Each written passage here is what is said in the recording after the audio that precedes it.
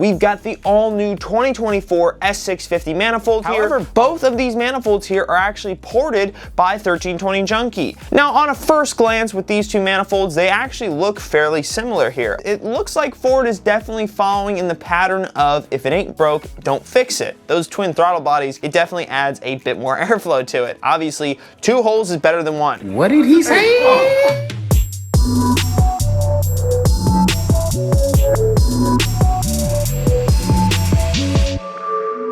What's going on, Team Lethal fans? It's Joe with Lethal Performance here, and as you can see, I've got 2 different manifolds sitting out in front of me here, and giving you guys a little bit of a treat here. We've got the all-new 2024 S650 manifold here for the Gen.4 Coyote, and then on the left here, or your guys' right, we have the regular 18 and up manifold that comes stock on the Gen.3 motors. However, both of these manifolds here are actually ported by 1320 Junkie. We are thankful to our friend Jason over at 1320 Junkie for sending us out the first ported manifold for these cars that he has done now. So without further ado, let's go ahead and take a look at both of these manifolds here side by side, take a look at their comparisons at a stock level, and then of course take a look at why you're going to want to get them ported by somebody like 1320 Junkie. So without further ado, let's go ahead and dive on into it. Now, on a first glance with these two manifolds, they actually look fairly similar here, apart from the obvious being that this one has dual throttle bodies and has gone back to the old color for that lid there on top.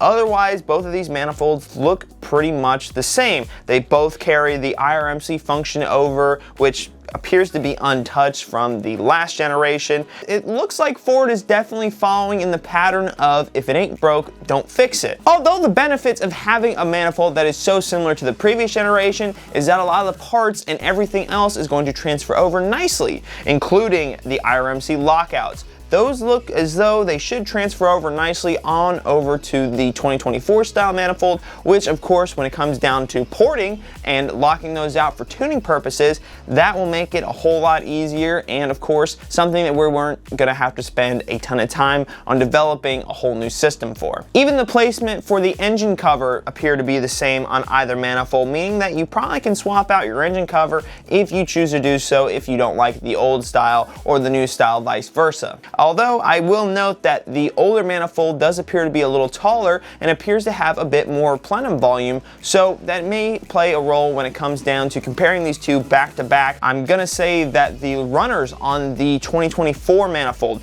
definitely appear to be a little bit longer, so that may make up for having that less volume compared to the 18 Plus. Another thing that I've obviously noticed at a visual standpoint is going to be the throttle bodies here and the angle that the throttle bodies are flanged at.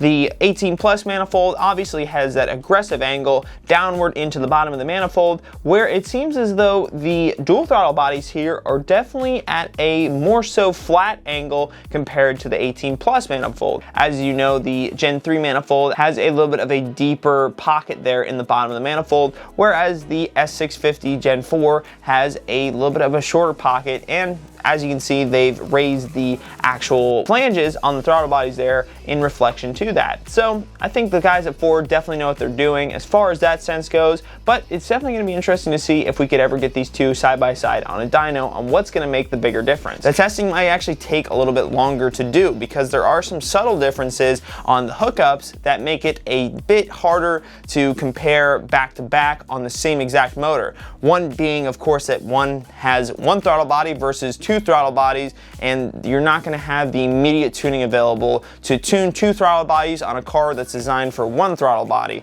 Of course, other than that, there are some differences that we saw some people showing where this manifold here doesn't have the allowance for the water neck going down into the top of the motor there, so that might be an issue when you're trying to compare these on the same exact motor. However, you may be able to get this manifold on a 2024 motor. It kind of looks as though you may not be able to get this manifold onto a 18 and under motor. Another technical difference here between the Gen 3 and the Gen 4 manifold is that the Gen 4 manifold actually has a map sensor here located just below the IRMC modules on the bottom of the manifold. Now, that's definitely an interesting piece that we haven't seen on any previous generation of the Coyote motor, so it definitely makes you think that Ford is going to lean over into the speed density form of airflow management into the engine, which may make this intake actually impossible to fit onto other Coyote motors without some sort of a custom ECU.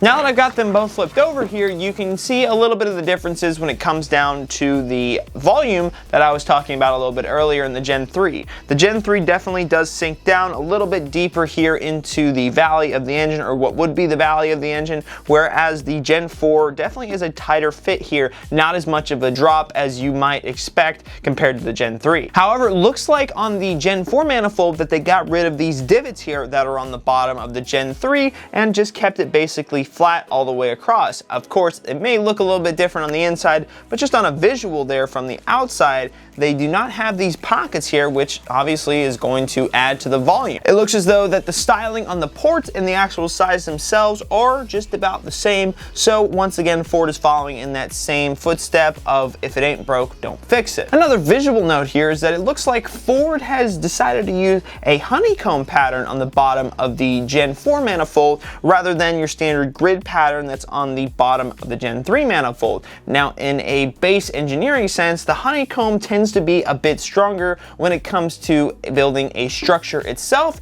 so that might be a little bit of science there that Ford has thrown in just to help make these manifolds a little bit stronger. However, even with the Gen 3, there's not a whole lot of records of you guys blowing these up because you're giving them too much boost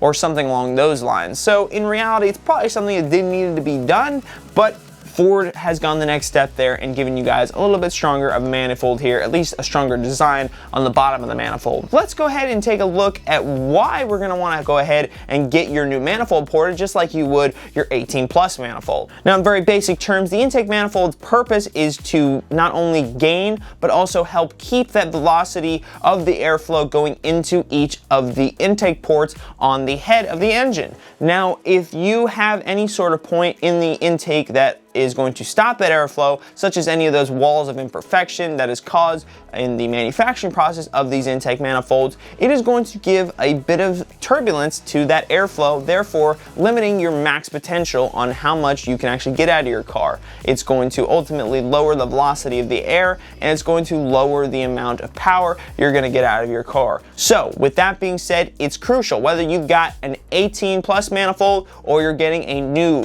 S650 Gen 4 manifold, you're going to want some 1320 Junkie porting to go ahead and give you guys that extra bump. Not only are you fixing the flaws that come from the production process and have flawed these manifolds since they first came out in the Coyotes, you are now gaining a little bit more volume in the manifold itself. So not only do you have more volume, you also have the ability for more velocity, and with more volume, more velocity, and ultimately having more airflow, you are going to make more power with the correct tuning. As we already know, the Gen 4 Coyotes already make a bit more power than the Gen 3s did on paper stock motor. Now, is that because of the manifold itself and its different design, or is that because of the dual throttle bodies, or is that simply because Ford has something else going on that has nothing to do with each manifold?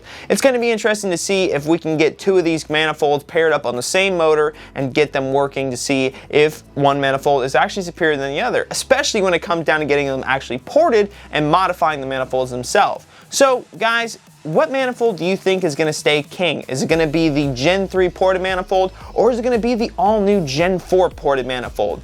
I think my vote kind of goes for the Gen 4. Those twin throttle bodies are something sweet to look at, and it definitely adds a bit more airflow to it. Obviously, 2 holes is better than 1. What did he say? That sounded weird. Anyways, guys, if you guys have any questions or any comments that you want to say, start the discussion down in the comments below. Again, we want to give a special shout out and thank you to Jason over at 1320 Junkie for sending us over this brand new ported 2024 manifold that he did. Otherwise, guys, that's pretty much it. This has been Joe with Lethal Performance, and I'm out.